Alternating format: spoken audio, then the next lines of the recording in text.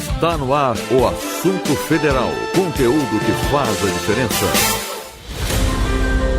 Olá, ouvinte, hoje é terça-feira, 11 de fevereiro de 2025. Eu sou Luciano Seixas e começa agora ao vivo o Assunto Federal. Mas atenção, essa é uma edição especial na cobertura do encontro de novos prefeitos e prefeitas, organizado pelo governo federal. Encontro esse que começou hoje aqui em Brasília. Mais de 3.200 municípios de todo esse Brasilzão estão representados aqui. Um deles deve ser o seu, hein? Nossa equipe está por lá desde cedo, conversando com os prefeitos que estão aqui justamente para conhecer os programas e iniciativas federais para beneficiar a população local. Então fica com a gente que tem muita informação e prestação de serviço para você. Estamos ao vivo até às 5 da tarde, horário de Brasília, pelo streaming do site radiogov.ebc.com.br e também via satélite para emissoras parceiras de todo o país. Aqui tem conteúdo que te interessa e que faz a diferença. Aqui o assunto é federal. Com os trabalhos técnicos do José Alves e a produção da equipe da Rádio Gov, da Empresa Brasil de Comunicação, EBC, a gente começa agora com o Giro de Notícias. É hora do Giro de Notícias. Com o tema A Cidade que Queremos está em nossas mãos, começou hoje o encontro dos novos prefeitos e prefeitas aqui em Brasília. Durante 3 dias, os gestores municipais vão ter a oportunidade de conhecer, aprender e ampliar parcerias e investimentos federais nas cidades. Na abertura do evento, o presidente Lula destacou a importância do Pacto Federativo e de programas como o PAC Seleções para democratizar o acesso de todos aos recursos federais, sem motivos ideológicos. Vamos ouvir um trechinho aí do que disse o presidente. Eu voltei a governar esse país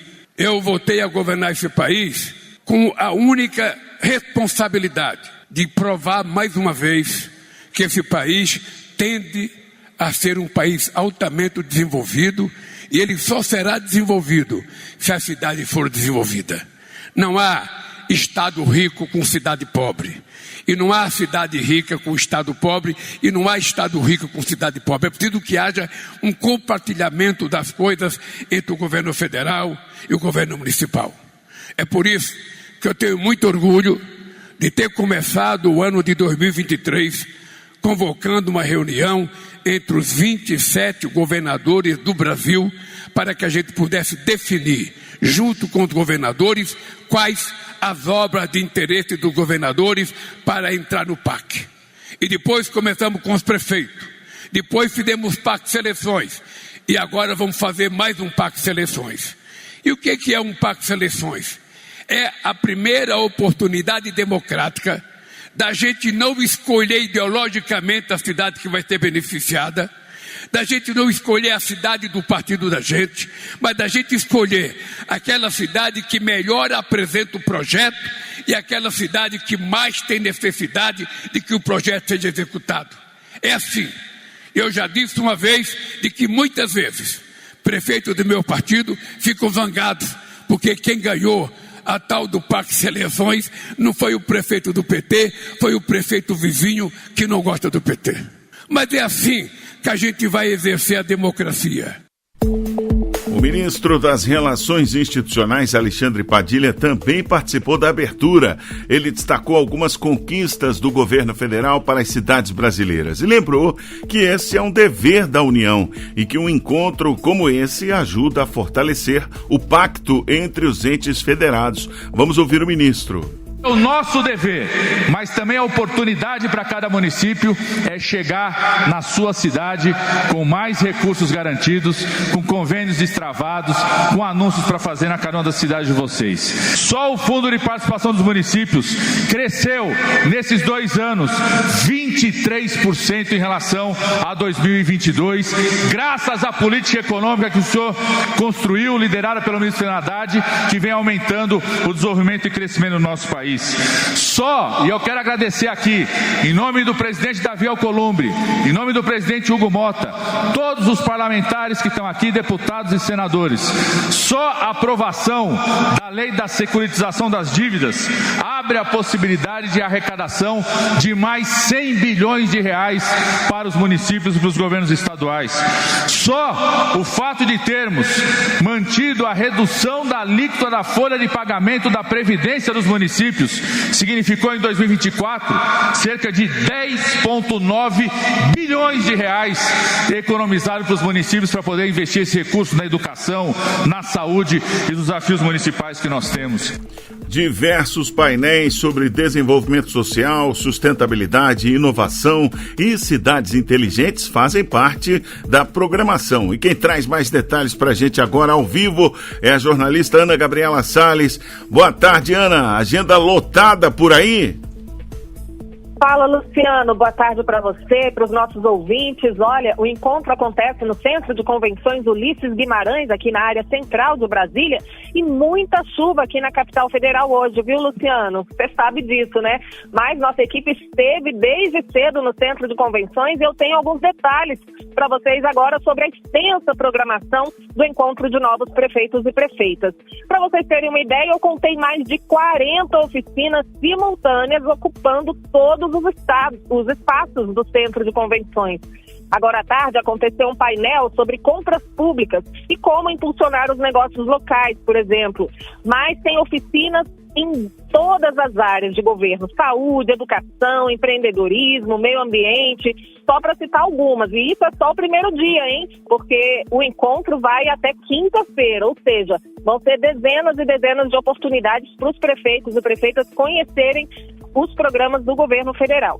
Ou seja, um solo fértil para que eles que assumiram agora o mandato, né, os prefeitos, se familiarizem com os programas e tirem todas as dúvidas. Por falar em tirar dúvidas, Luciano, nossos colegas da Rádio Gov, Lucília Araújo, Diego Freitas, conversaram com dezenas de prefeitos hoje e eles fizeram perguntas sobre vários temas. Eu rodo aqui algumas para vocês. Nosso quadro Manda Aí. Manda Aí. Olá a todos, sou Ricardo Ferreira, prefeito da cidade de Monte Carmelo, Minas Gerais. Queria aproveitar a oportunidade relacionada à cultura. Nós temos a lei Aldir Blanc, que o governo federal tem nos dado apoio nos municípios. Se ela vai permanecer por somente esses 3 anos ou nós vamos ter mais investimentos voltados para a nossa área. Olá, meu nome é Laís Helena, sou prefeita do Nordeste, na cidade de Pendências, Rio Grande do Norte. Como todos os nossos municípios enfrentam algumas dificuldades, o meu também enfrenta, e eu queria saber o que é que o Ministério da Saúde tem para nos ofertar no ano de 2025 em relação a fortalecimento da atenção básica, como oferta de mais unidades básicas de saúde, fortalecimento do CRAS e outras demandas que todos esses municípios de pequeno porte, como o meu, necessitam. Sou prefeita de Jericoara, São Paulo. Eu gostaria de fazer uma pergunta para o Ministério do Desenvolvimento Social. Como que eu faço para poder conseguir um CRAS novo, um prédio novo, alguma coisa assim? E esses são apenas alguns dos prefeitos que a gente ouviu e a gente está atrás de todas essas respostas, hein, Luciano? Uma missão que não é nada impossível, porque a gente vai conseguir, tenho certeza disso. Eu volto com você. Tá legal, valeu, Ana Gabriela Salles, direto lá do encontro de prefeitos e prefeitas. Com estas primeiras informações, nós teremos uma cobertura completa de toda a parte aqui da EBC ligada a essas informações. Vamos? Daqui a pouquinho a gente tem informação. Eu quero falar aqui do Pacto Federativo, que o presidente Lula fez referência logo na abertura. Pacto Federativo, ele está na Constituição de 1988, né?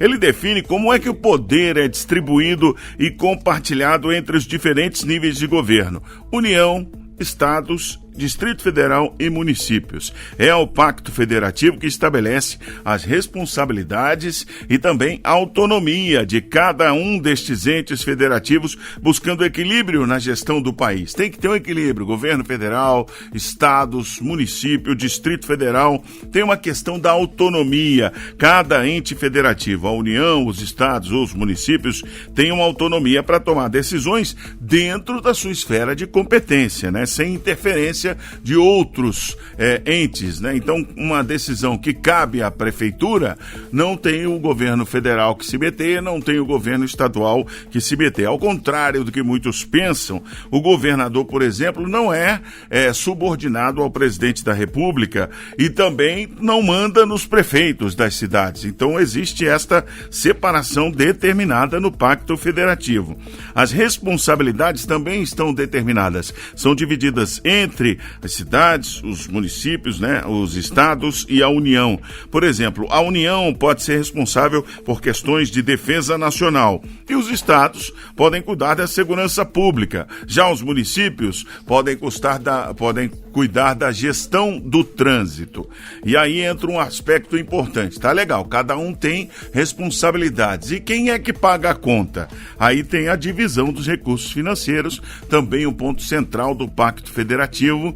Define-se aí como os impostos são arrecadados, como eles são distribuídos e quanto vai para a cidade, quanto vai para os estados, quanto vai para o cofre do governo federal, garantido que cada um tem aí os recursos para cumprir as suas responsabilidades.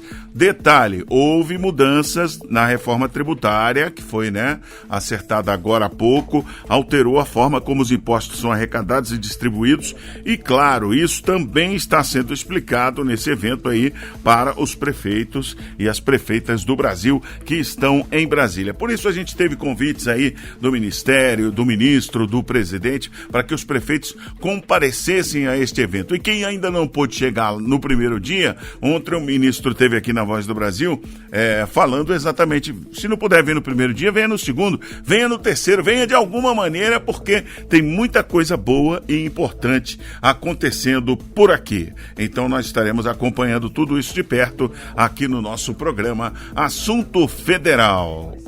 E a gente segue nosso giro de notícias, agora falando sobre ampliação da internet móvel para 70 áreas remotas. Olha que coisa boa, hein? Quem conta essa novidade é o Claudimário Carvalho.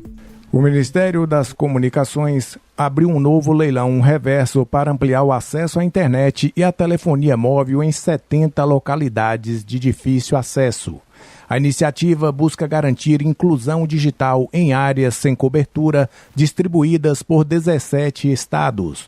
O edital do programa Seja Digital já foi publicado no endereço sejadigital.com.br/leilão02.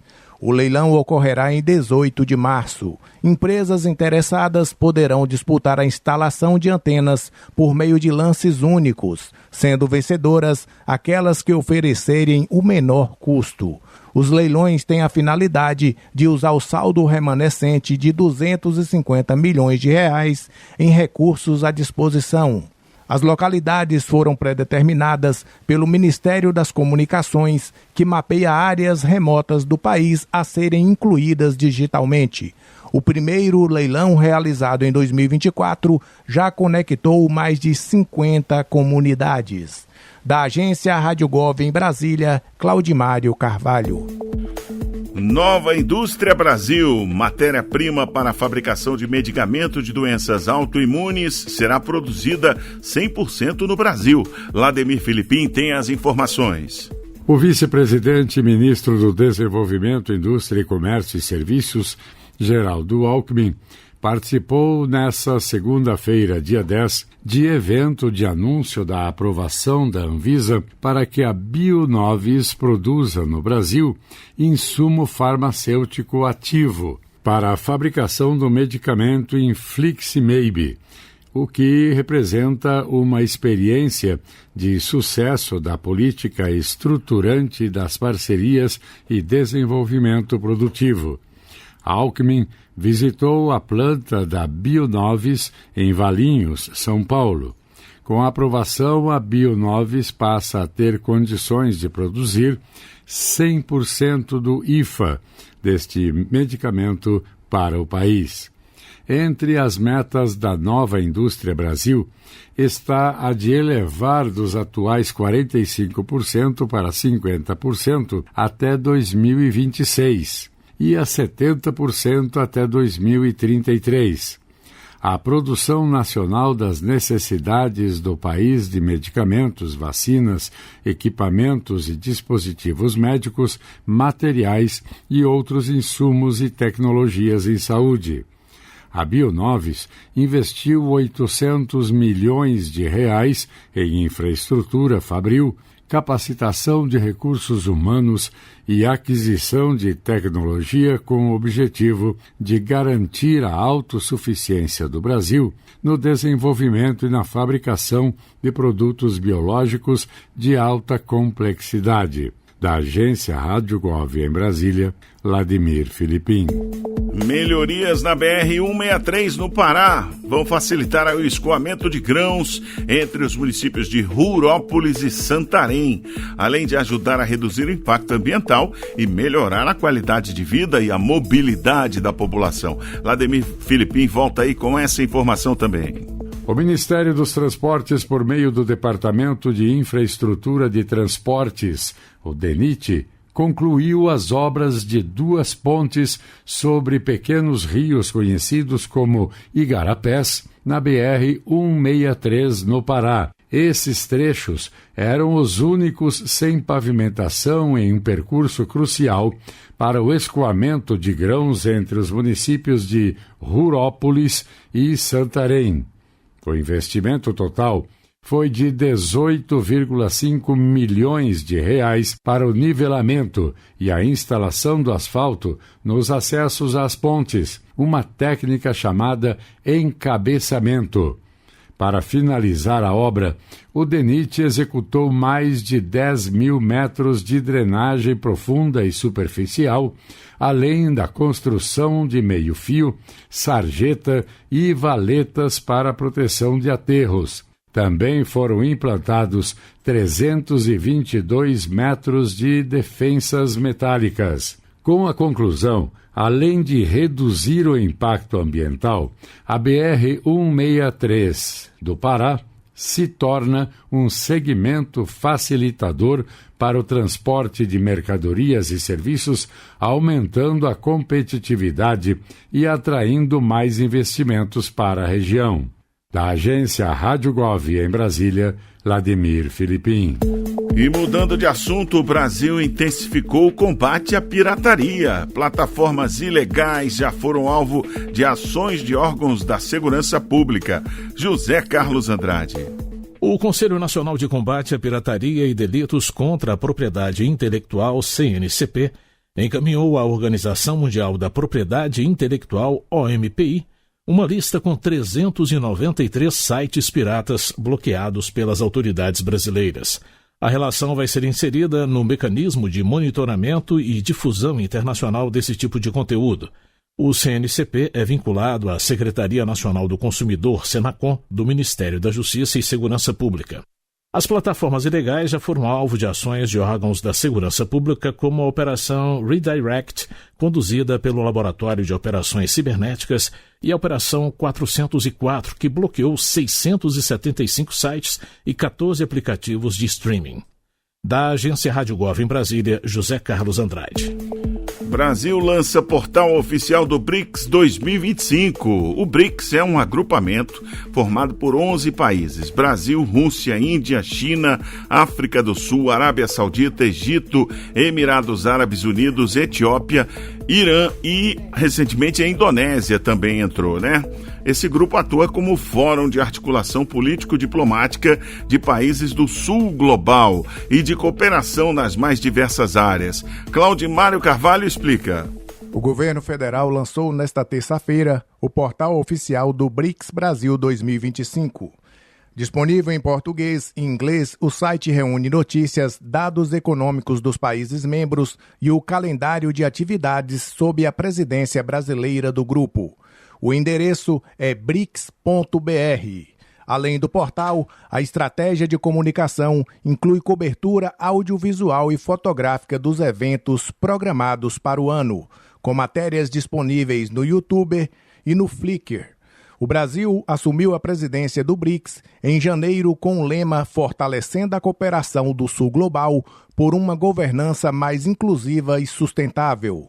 O país lidera debates sobre saúde global, inteligência artificial, mudanças climáticas e comércio, com mais de 100 reuniões ministeriais e técnicas programadas até julho, quando está previsto o início da cúpula dos líderes do BRICS. Da agência Rádio Gov em Brasília, Claudimário Carvalho. Assunto Federal. São 4h20 no horário de Brasília e agora a gente volta a falar sobre o encontro de novos prefeitos e prefeitas. Quem está lá é a jornalista Mariana Jungmann. Hoje a Voz do Brasil também vai tratar muito desse assunto que interessa aos cidadãos de todo o país, né, Mari? Boa tarde.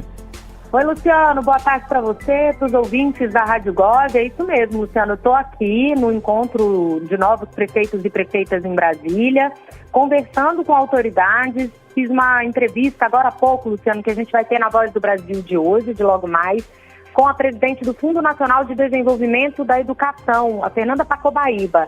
Ela conversou comigo sobre o atendimento que eles estão fazendo aos prefeitos aqui, porque o FNDE é um fundo que tem mais de R$1 bilhão para ser investido exclusivamente em educação básica. E aí é com os prefeitos, né, nos projetos lá na ponta que esse dinheiro é aplicado. Então ela conversou muito comigo sobre quais são os projetos, quais são as principais dúvidas que os prefeitos têm procurado a equipe do FNDE aqui no encontro para tirar, quais são as políticas públicas. O FNDE faz entrega de ônibus escolares, obras, tem um projeto grande para a retomada de obras inacabadas. E a gente vai conversar de tudo isso na Voz logo mais. E a gente vai ter também, Luciano, aqui a cobertura completa da participação do presidente Lula hoje aqui mais cedo e dessa interação que os prefeitos estão tendo diretamente com os principais nomes do governo federal. Está todo mundo circulando por aqui hoje, viu, Luciano? Tem ministro, tem secretários dos ministérios, tem o pessoal dos bancos públicos, né, que libera financiamento, tem muita gente por aqui.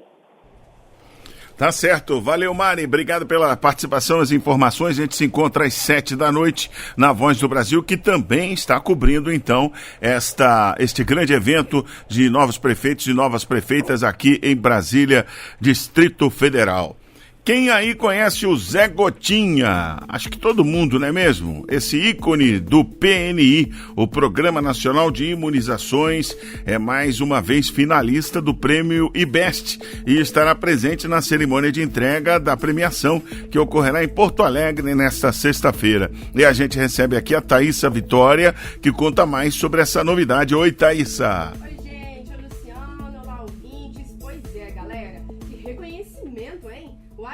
Tá valendo? Tá valendo? O microfone tá falando aí? Agora vai. Som, estão me ouvindo, alô? gente? Aí. Então vamos lá. É o seguinte, esse é um grande reconhecimento, né, pessoal, do Zé Gotinha. E o IBEST, ele é considerado aí um dos maiores eventos do cenário digital brasileiro. E ele reúne influenciadores e criadores de conteúdo de destaque no país. E a presença do Zé Gotinha, pessoal, é ainda mais relevante após a sua vitória em 2024, né, ano passado, na categoria Brand Persona, reconhecendo aí o seu impacto no mundo digital e a sua contribuição nas campanhas de imunização. O prêmio ele é acompanhado por uma votação de especialistas da Academia IBEST, garantindo aí uma avaliação justa. Vencer ou figurar entre os finalistas desse prêmio confere aí uma certificação valiosa, promovendo visibilidade e reconhecimento no mercado. E a gente aqui, Luciano, fica como? Na expectativa, né, para saber como é que vai ser essa premiação. Volto certo. Com você. Beleza, Zé Gotinha merece, né? Disseram que ele ia aposentar, porque a vacina como é que chama? Paralisia infantil, né? A poliomielite voltou a ser de injeção, né? Porque ela teve uma modernização. E aí, o Zé Gotinha não tem mais gotinha e tal, mas ele continua como este símbolo da imunização no Brasil, das campanhas de vacinação, que, aliás, são exemplares para o mundo todo. Você está ouvindo o Assunto Federal, conteúdo que faz a diferença. E aí, como é que tá o tempo aí na sua cidade? Aqui em Brasília, a gente falou, tá tendo muitos temporais, né? Começou hoje esse encontro de prefeitos e na hora do almoço tava um dilúvio aqui, brincadeira. Vamos ouvir então a previsão do tempo para todo o país com o Lademir Filipim. Roda a previsão aí, Zé. Previsão do tempo para esta terça-feira, 11 de fevereiro de 2025. Centro-Oeste.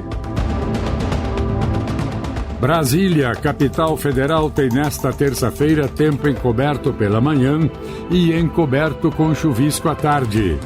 Os termômetros registram mínima de 19 e máxima de 27 graus. A umidade relativa do ar é de 90 a 40%.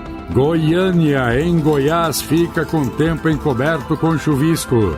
A temperatura mínima é de 20 e a máxima 31 graus. A umidade relativa do ar é de 90 a 50%. Nordeste. Recife, em Pernambuco, apresenta tempo nublado pela manhã, passando a claro com sol à tarde. A temperatura marca mínima de 25 e máxima de 31 graus. A umidade do ar vai de 90 a 50%. Aldeias Altas, no Maranhão, celebra aniversário com tempo encoberto com chuvisco. A temperatura oscila entre 24 e 31 graus. A umidade do ar é de 100 a 60%. Norte. Manaus, no Amazonas, tem tempo encoberto com chuvisco. A temperatura mínima é de 24 e a máxima 32 graus. A umidade do ar é de 98 a 75%. Primavera no Pará. Celebra aniversário com tempo encoberto com chuva isolada. A temperatura mínima é de 25 e a máxima de 29 graus. A umidade do ar é de 100 a 80%. Sudeste. Belo Horizonte, em Minas Gerais, tem tempo encoberto. A temperatura mínima é de 18 e a máxima 31 graus. A umidade do ar vai de 95 a 30%. Vitória, no Espírito Santo, fica com tempo encoberto com chuvisco pela manhã e claro com sol à tarde. A temperatura mínima é de 24 e a máxima 33 graus. A umidade do ar é de 90 a 55%. Sul. Porto Alegre, capital gaúcha, tem tempo claro com sol pela manhã e encoberto à tarde. A temperatura mínima é de 25 e a máxima 40 graus. A umidade do ar é de 85 a 30%. Araucária, no Paraná, celebra aniversário com tempo encoberto com chuvisco. A temperatura mínima é de 18 e a máxima de 31 graus. A umidade do ar gira em torno de 100 a 40%. Você ouviu a previsão do tempo para esta terça-feira, 11 de fevereiro de 2025.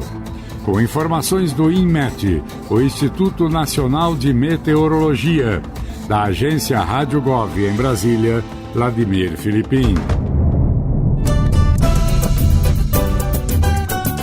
E é aquela hora de mandar aquele abraço para todos os moradores das cidades que a gente ouviu aí, que fazem aniversário hoje. Parabéns para Aldeias Altas no Maranhão, Primavera no Pará e Araucária no Paraná, que completam mais um ano hoje. Aí eu abro aqui o meu Comunica BR, o meu não, o nosso Comunica BR. Você também pode entrar lá no Comunica BR para saber como o governo federal está chegando aí na sua cidade. Aldeias Altas, a taxa de escolarização de 6 a 14 anos, segundo o IBGE, lá em Aldeias Altas, é 95% da população, né? O governo federal presente na educação do município tem o PENAI, que é o Programa Nacional de Alimentação na Escola, beneficiando 9.100 crianças e adolescentes em 48 escolas que receberam direitinho aí os recursos reajustados em 2024. 34 escolas receberam recursos do programa Dinheiro Direto na Escola. Aldeias Altas aderiu ao programa Escola em Tempo Integral e ao Compromisso Nacional Criança Alfabetizada. Portanto, recebe recursos do governo federal para essas iniciativas, para adaptar, para melhorar a estrutura. Tem o Programa Nacional do Livro e Material Didático, que distribuiu 43.500 materiais para 6.700 estudantes em 2024. Tem o Programa Nacional de Apoio ao Transporte Escolar, o PENAT, que atendeu 1.400 estudantes em Aldeias Altas. E todos os estudantes que tinham condições e solicitaram o ingresso no ProUni, que é o Programa Universidade para Todos, 100% deles receberam bolsas integrais. E aí, nesse programa Universidade para Todos, então vão ter as universidades particulares pagas pelo governo federal. Primavera, no Pará, tem 2.700 famílias que recebem o benefício médio de R$ 680 do Bolsa Família todo mês. Araucária, no Paraná, governo federal apoiando aí a saúde do município com 29 equipes do programa Saúde na Família, 20 equipes do programa Brasil Sorridente, mais um centro de especialidades odontológicas, 30 médicos do programa Mais Médicos, 17 UBS, 2 CAPs, que são os Centros de Atenção Psicossocial, 163 agentes comunitários de saúde, 11 agentes de combate a endemias e 90 escolas pactuadas com o programa Saúde na Escola em Araucária, no Paraná. Tudo isso custeado pelo governo federal. Tá vendo? A gente acompanha. Vamos lá, você ainda vai ouvir no nosso Assunto Federal, entrevista, serviço e muito mais. Fique com a gente agora pelo horário de Brasília, 4h31. Momento Entrevista. A gente já falou aqui no programa sobre o lançamento do Passaporte Agro, uma ferramenta para impulsionar as exportações. E agora você ouve uma entrevista completa com o secretário de Comércio e Relações Internacionais do Ministério da Agricultura e Pecuária, Luiz Rua. Ele vai explicar como essa iniciativa funciona. Quem conversou com ele foi a jornalista do Canal Gov, Vanessa Leda, do jornal Brasil em Dia. Vamos lá, roda aí, Zé. Secretário, 2025 começou aí com força total para o agronegócio brasileiro, abertura de 25 novos mercados. Mas antes da gente começar, vamos fazer um balanço breve aí das conquistas desse último ano e do que se desenha aí, quais são as oportunidades que se desenham para esse ano que começa. Perfeito. Eu acho que nós tivemos, desde o início do ministro Carlos Fávaro, frente ao Ministério da Agricultura, um número recorde de abertura de mercados. Juntando 2023 e 2024, nós estamos falando de 300 aberturas de mercado. Só no ano passado, por exemplo, foram 222 aberturas de novos mercados, que se somam também a diversas ampliações de mercado que são tão relevantes, tão importantes como eventualmente as aberturas de mercado. Então é um trabalho que nós fazemos de maneira diuturna, de maneira com muito afinco, para que a gente possa dar oportunidades, gerar de uma forma ou de outra oportunidades para os nossos produtores e exportadores, especialmente daquelas cadeias produtivas menos desenvolvidas, aquelas cadeias produtivas às vezes com uma menor maturidade exportadora. Vamos falar desse Passaporte Agro, que é uma ferramenta inovadora, foi criada para apoiar os exportadores aí para o acesso ao mercado, que é esses mercados recém-abertos, digamos assim. Como que ele funciona na prática? Quais são aí os principais benefícios para quem deseja expandir aí a agroexportação? Olha, o Passaporte Agro ele se soma a uma série de outras iniciativas que nós estamos trabalhando nesse ano de 2025 com um foco especial na parte da promoção comercial. Sempre em conjunto com a Apex Brasil, com o Ministério das Relações Exteriores, o Ministério do Desenvolvimento, Indústria e Comércio, um esforço conjugado para que a gente possa dar oportunidades e não só abrir os mercados, como a gente tem feito com esses números recordes, com essas ampliações, como eu comentei também, que são tão relevantes para o nosso agronegócio, mas que a gente possa dar aqueles primeiros passos para que os exportadores, os produtores, como eu disse, especialmente das cadeias produtivas que têm menos maturidade exportadora, possam ter interesse em acessar os mercados. Então, na prática, o que a gente divulga para as associações dos produtos dos mercados recém-abertos são informações como fazer um registro de um produto, qual é a lista dos principais importadores daquele produto, quais são as tarifas aplicadas, quais são os preços praticados no mercado doméstico, nesse mercado que a gente recém abriu. Então, tudo isso para que a gente possa gerar esse interesse nos nossos exportadores e assim a gente efetivar essas oportunidades que, como eu disse, já são 325 desde o início do mandato do ministro Carlos Fávaro frente ao Ministério da Agricultura e Pecuária. Pois é, e além de aprender tudo isso, preciso capacitar esses profissionais, né? Vamos falar um pouco do Agro Insights, essa ferramenta nova aí que vai dar o quê? Inteligência de mercado, ensinar eles aí a estratégia para render mais, não é mesmo? Sem dúvida, e aqui a gente aproveita uma rede muito qualificada de 40 adidos agrícolas do Brasil que estão lotados em representações diplomáticas no exterior e que têm esse conhecimento também das questões de como funciona o mercado. Então, justamente o intuito da ferramenta Agro Insight é utilizar toda essa expertise dos nossos adidos agrícolas para que eles montem relatórios mensais com informações conjunturais, seja de um produto vegetal, seja de um produto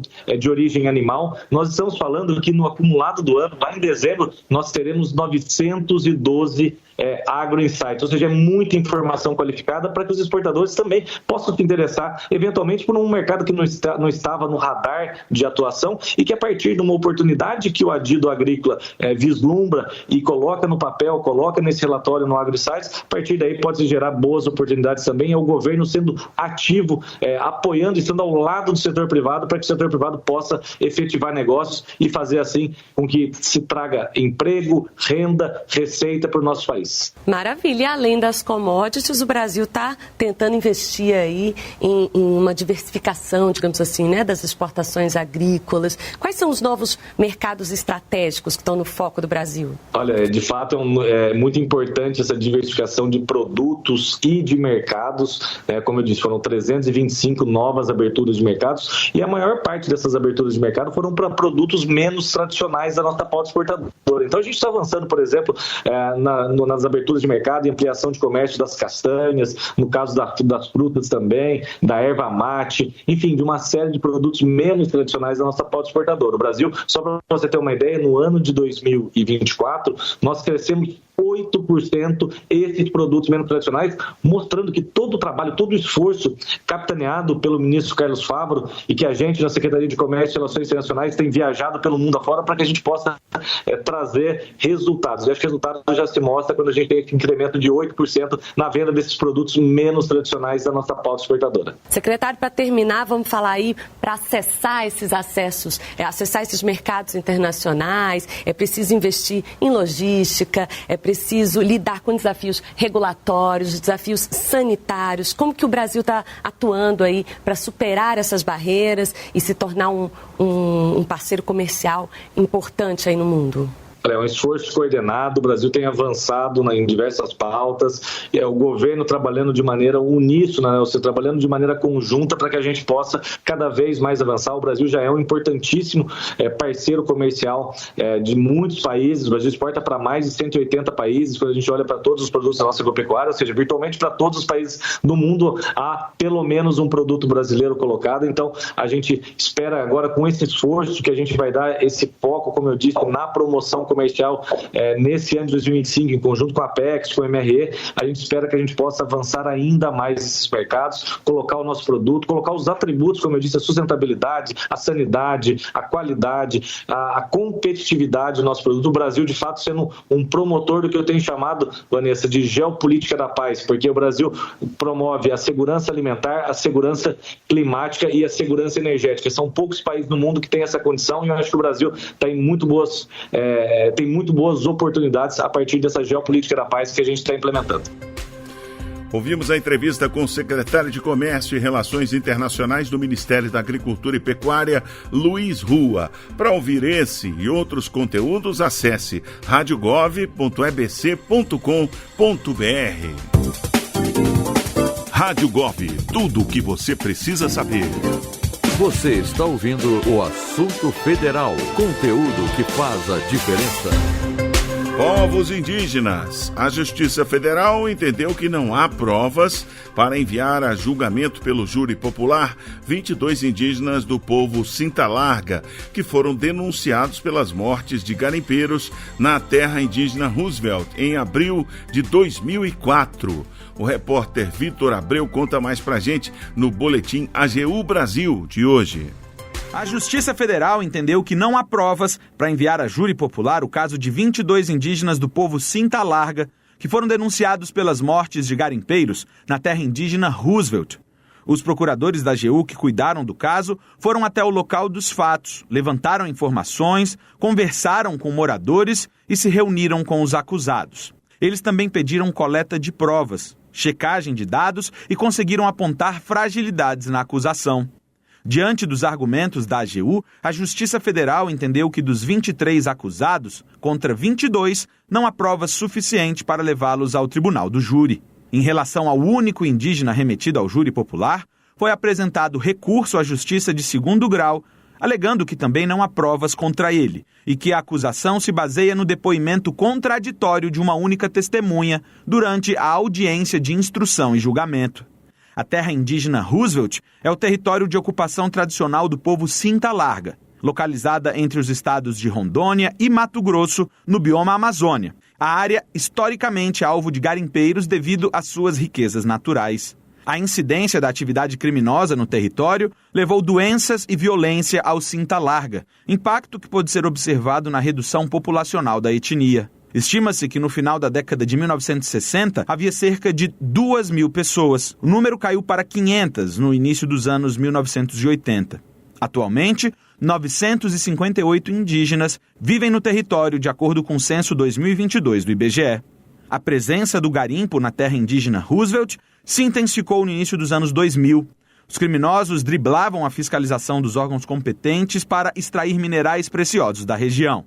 Na época, cerca de 4.000 garimpeiros conseguiram entrar no território e, mesmo após serem retirados pela FUNAI e pela Polícia Federal, retornaram ao local. No dia 7 de abril de 2004, após conflito na região, foram encontrados 29 corpos de garimpeiros. De Brasília, Vitor Abreu. Assunto Federal. E agora, educação. Municípios são premiados por boas práticas em alfabetização. É o Selo Nacional Compromisso com a Alfabetização. A entrega foi nesta segunda-feira com presença do presidente Lula e do ministro da Educação, Camilo Santana. Roda aí o Boletim MEC.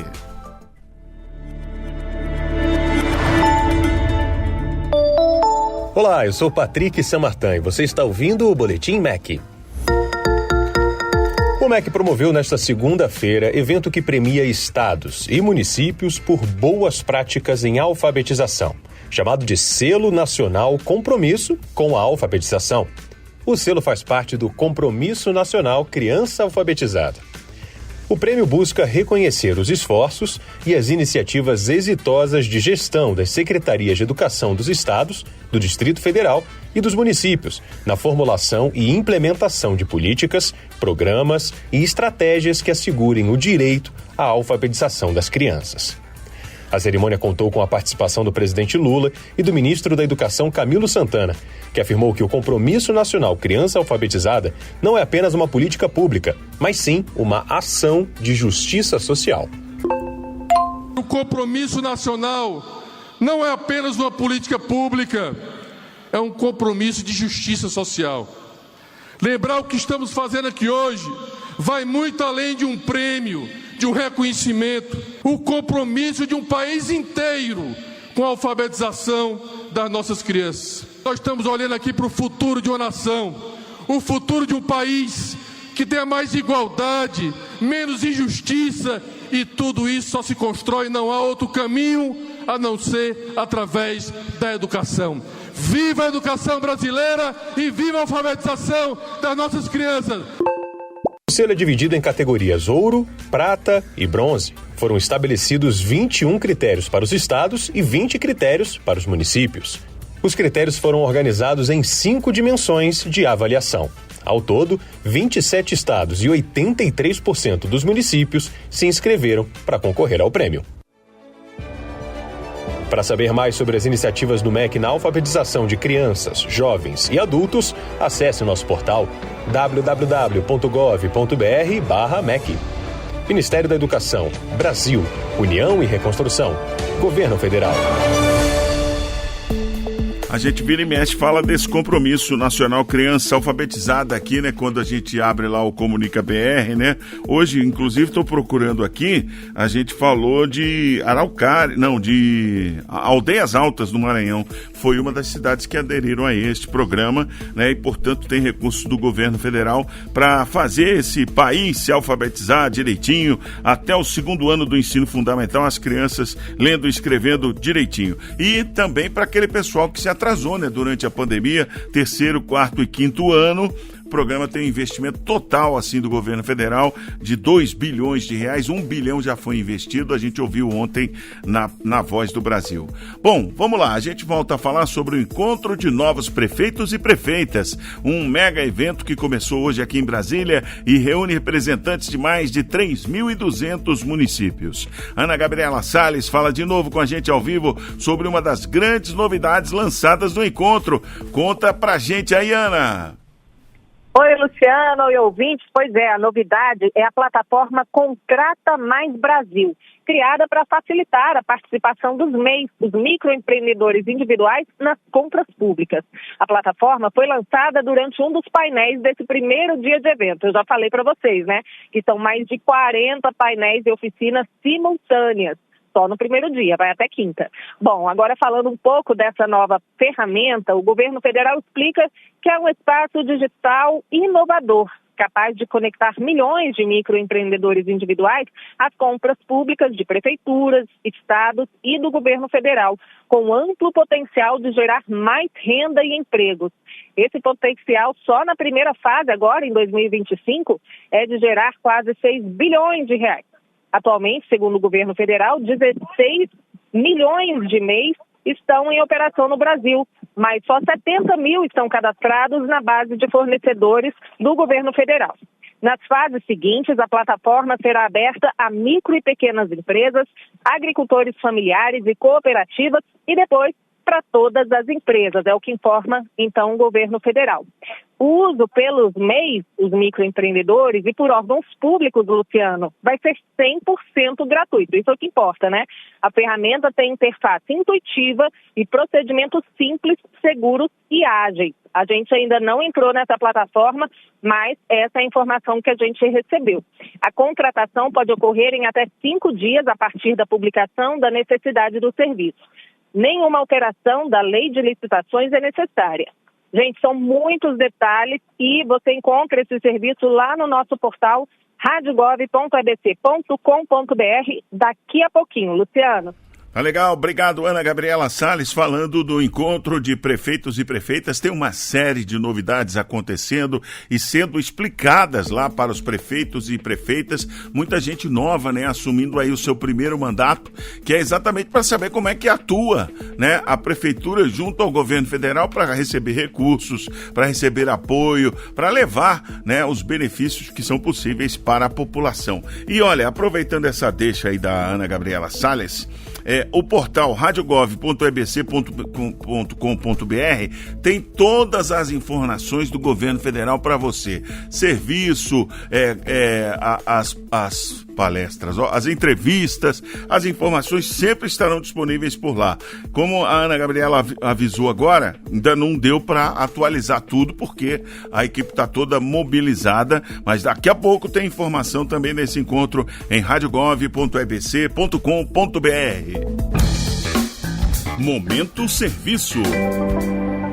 E quem aí fez o CPNU, Concurso Público Nacional Unificado? Saiu a segunda convocação para os cursos de formação do chamado Enem dos concursos. Os novos convocados devem confirmar a participação na área do candidato somente hoje e amanhã. O prazo é rápido. Claudimário Carvalho.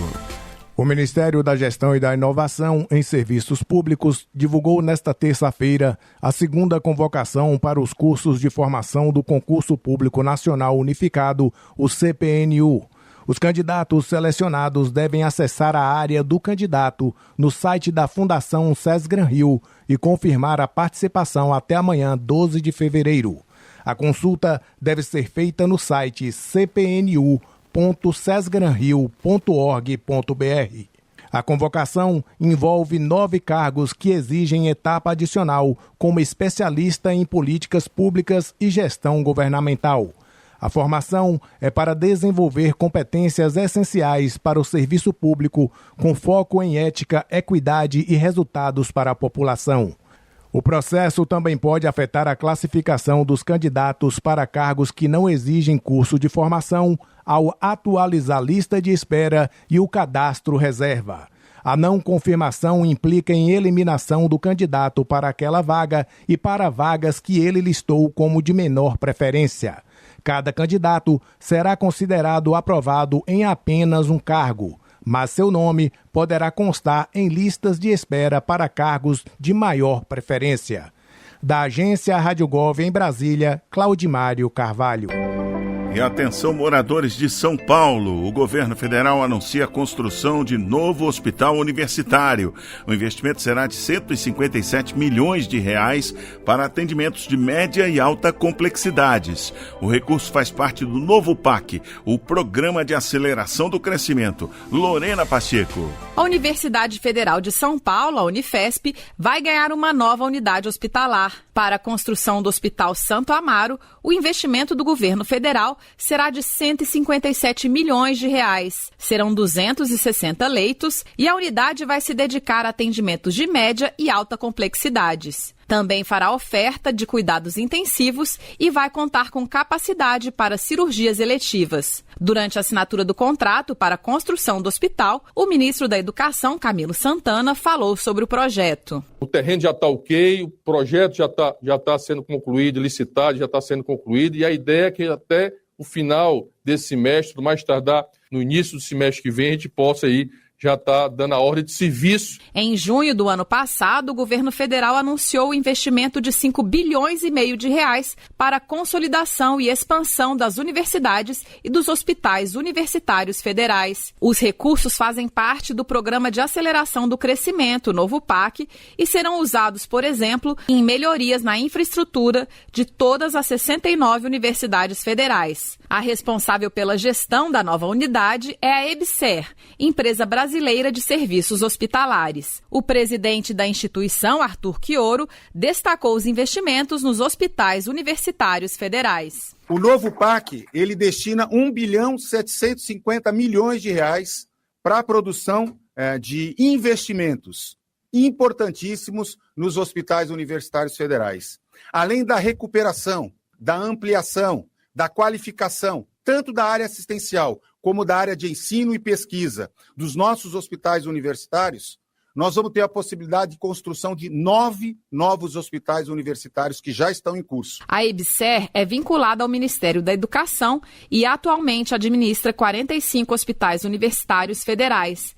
As unidades atendem pacientes do SUS e, ao mesmo tempo, apoiam a formação de profissionais de saúde e o desenvolvimento de pesquisas e inovação. Reportagem Lorena Pacheco. Valeu, Lorena, falando aí desse investimento do Novo PAC. O Novo PAC é um programa de investimentos coordenado pelo governo federal, mas tem parceria com o setor privado, com os tais dos entes federativos que a gente falou agora há pouco, né? Estados, municípios e também movimentos sociais participando desse esforço, que é um esforço conjunto para acelerar o crescimento do país. Crescimento econômico, crescimento social, geração de emprego e renda, reduzir as desigualdades sociais e regionais. O programa está organizado em medidas institucionais em 9 eixos de investimento. Isso foi evoluindo, né? Já estamos no novo PAC. Teve o primeiro PAC, o Programa de Aceleração do Crescimento, e agora, neste retorno do presidente Lula no seu 3º mandato, este novo PAC, prevendo estas medidas institucionais. O que são medidas institucionais? Um conjunto de atos de gestão, ou seja, de administração, né, de quem está lá no poder, e de planejamento, que, claro, tudo precisa planejamento oficial, organizado, contribuindo para a expansão dos investimentos públicos e privados no Brasil. Os eixos de investimento são as grandes áreas de organização do programa, que reúne todas as obras e os serviços destinados à população. Para você ter uma ideia, o orçamento desse novo PAC, a ideia é investir 1 trilhão, eu estou falando de 1 trilhão e 800 bilhões de reais em todos os estados do Brasil até 2026. Né? É 1 trilhão e 300 bilhões até 2026 e 500 bilhões de reais após 2026. Os investimentos têm programa, tem um compromisso aí com a tal da questão da transição ecológica, né?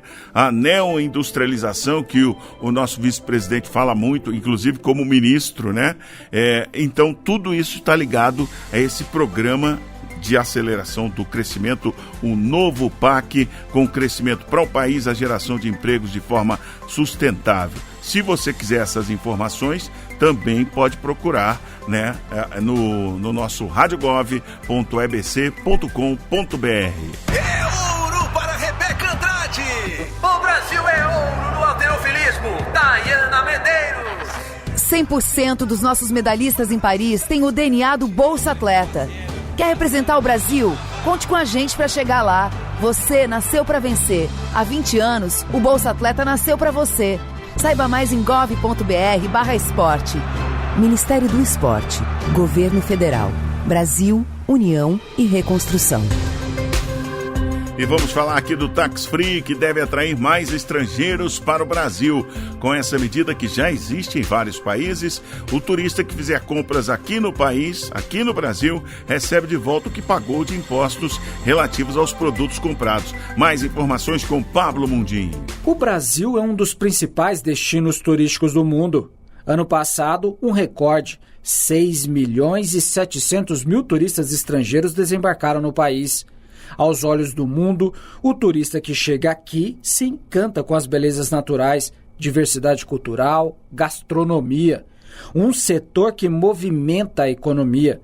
Em 2024, mais de 6 bilhões e meio de dólares em gastos, o maior valor já registrado desde 1995.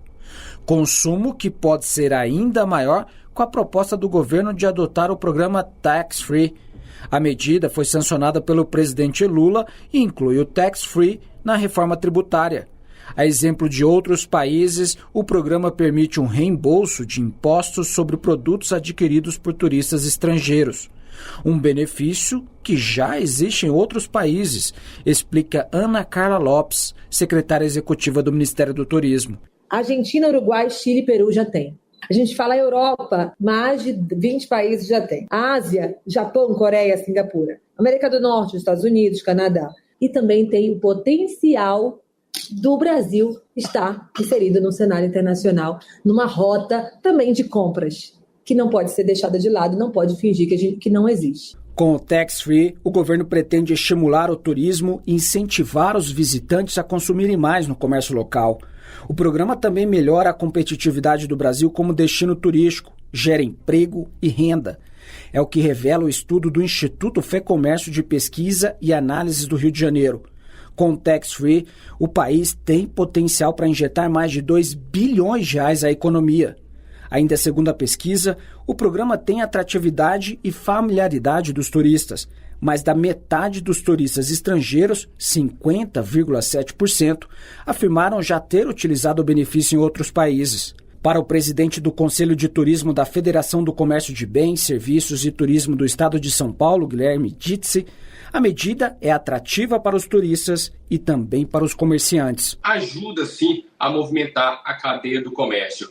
Imagina o turista olhando aquela loja do varejo, seja um vestuário, uma joalheria, uma loja de tênis, e na hora que for embora ele vai ter o retorno do seu imposto ali com um percentual da sua compra. De acordo com o texto aprovado, a devolução de impostos valerá para o Imposto sobre Bens e Serviços e a Contribuição sobre Bens e Serviços. O benefício valerá apenas para turistas estrangeiros e que permanecerem no Brasil por menos de 90 dias. Reportagem Pablo Mundim.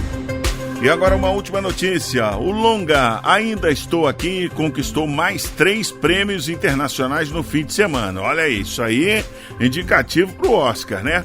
No sábado, o filme levou o prêmio Goya de melhor filme ibero-americano na Espanha e o prêmio do público no Festival de Roterdã, na Holanda. No domingo, a atriz Fernanda Torres recebeu o prêmio Virtuoso no Festival Internacional de Cinema de Santa Bárbara, nos Estados Unidos. O filme, dirigido por Walter Salles, já levou mais de 4 milhões de pessoas aos cinemas aqui no Brasil e está indicado ao Oscar.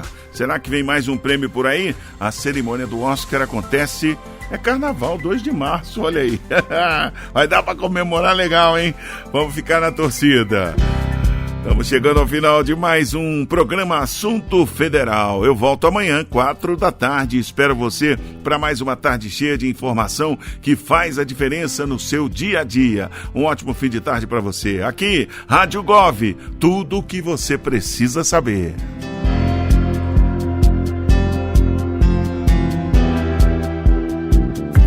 Você acabou de ouvir o Assunto Federal com Luciano Seixas, uma produção da Rádio Gov, da empresa Brasil de Comunicação, EBC, de segunda a sexta, às 4 da tarde.